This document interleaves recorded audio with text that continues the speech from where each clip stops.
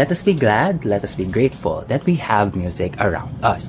Even before we are born, it plays a crucial role in enriching relationships, as stated by Banan and Harvey in 2025. Mothers utilize it to communicate with their offspring, causing them to develop linguistic skills. Pero paano nga ba nagsimula ang musika? It's not something random, but evolutionary. Mula sa early hominids pa lang, mayroon ng ebidensya ng sound production. Pagdating sa ancient Greeks at Chinese noong 3rd century CE, nagkaroon nito ng malaking tungkulin bilang bahagi ng kultura at instrumento para magpahayag ng damdamin. Kung ako ay may wand, ginamit naman nila ang iba't ibang tunog para gumawa ng mahika. Nagpatuloy ang pag-unlad nito.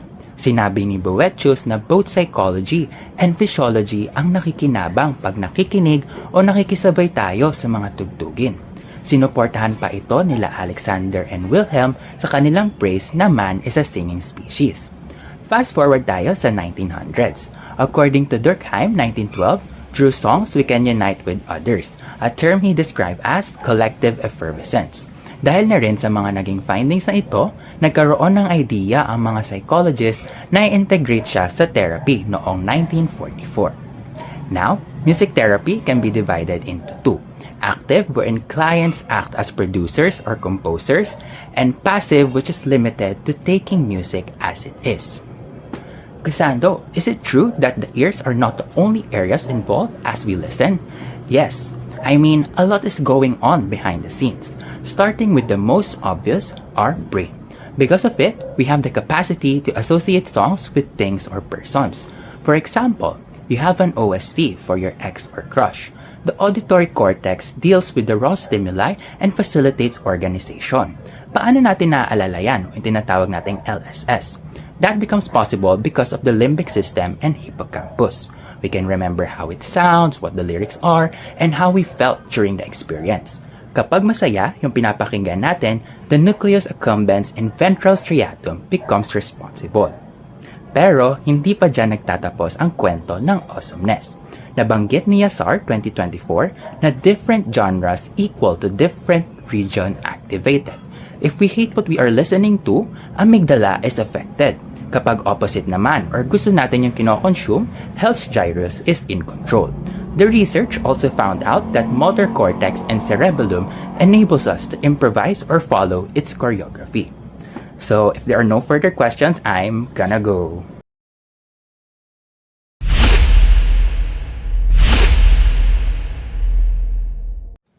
Unlimited, the benefits are unlimited.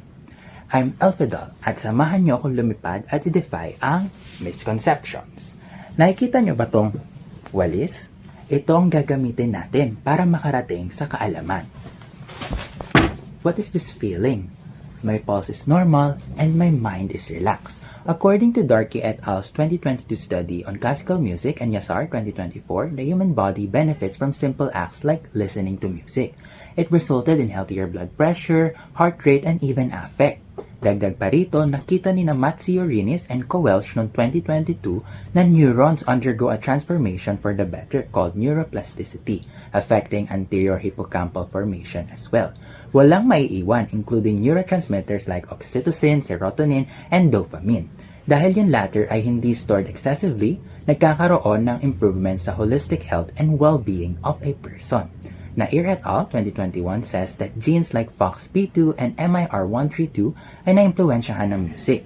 Hindi lang siya sa atin na obserbahan, kundi pati sa mga songbirds, indicating a developmental foundation. For context, FOXP2 allows us to perform a variety of tasks such as speaking, singing, communicating, discernment, and comprehension.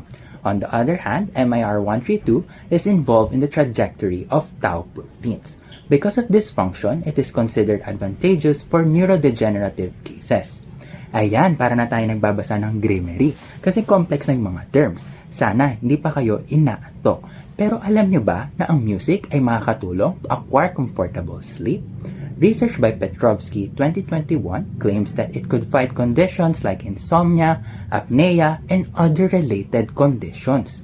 Oh, we're starting to delve into the psychological aspect. The next speaker would probably say, "That's my line."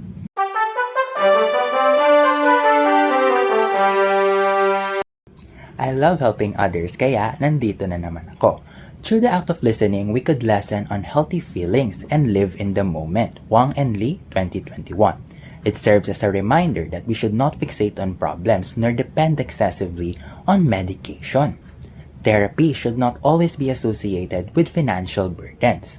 In the qualitative research by Javaid et al. In 2024, it was found that the effect of music is not one size fits all.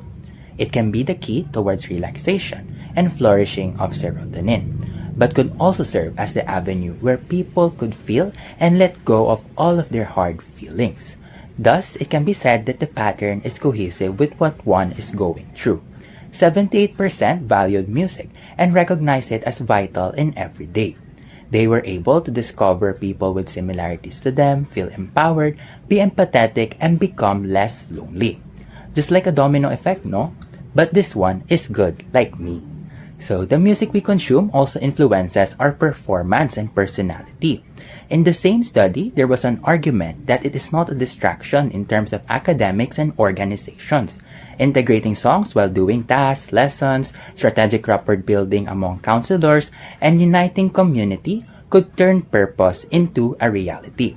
When it comes to personality, it could be reflected in their favorite singers, tracks, and Facebook following, according to Nave 2018. Popular, I know about popular. People high in agreeableness usually indicate that they stand musicians that are well received by the general public. What about me? I'm not that personality. Those who are more aligned with openness tend to favor songs that are experimental more than what is trending. Extroverted people are more aligned with straightforward tracks. No one deserves to be shamed for being different. Moving on to another psychological benefit is improvement in mental conditions like autism, depression, PTSD, and Alzheimer's. Because musical memory is not heavily affected in the latter, interventions could center on this. Through melodies and compositions, important details could be remembered. Patients could paint a picture, generate a nostalgia, and hone everyday competencies to manage even forgetfulness. Practicing autonomy in these treatments like choosing what to stream leads to superior outcomes like higher thinking, better self-perception, and lesser severity of illnesses. I'm sure that you're shocked from all of the details I've mentioned. To summarize, music therapy is a form of holistic coping. Park et al. 2023 describes it as one that considers long-term implications and molds children to be resilient or responsible for their own healing.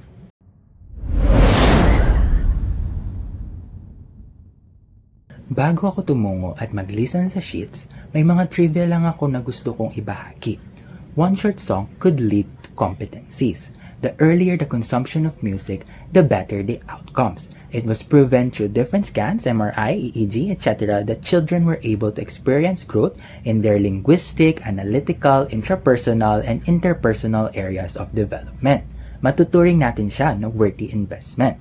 Pero dapat may mga certain infos tayo na hindi tinetake for granted, kagaya ng tempo.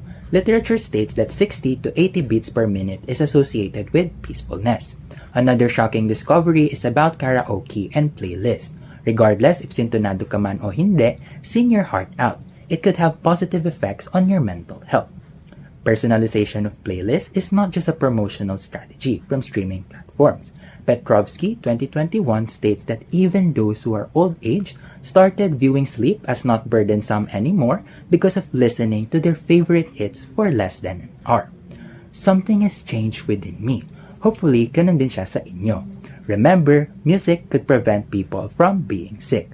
In the next part, Spotify will show the important points, while Reflex would enumerate the sources. So, ayan. Bye-bye!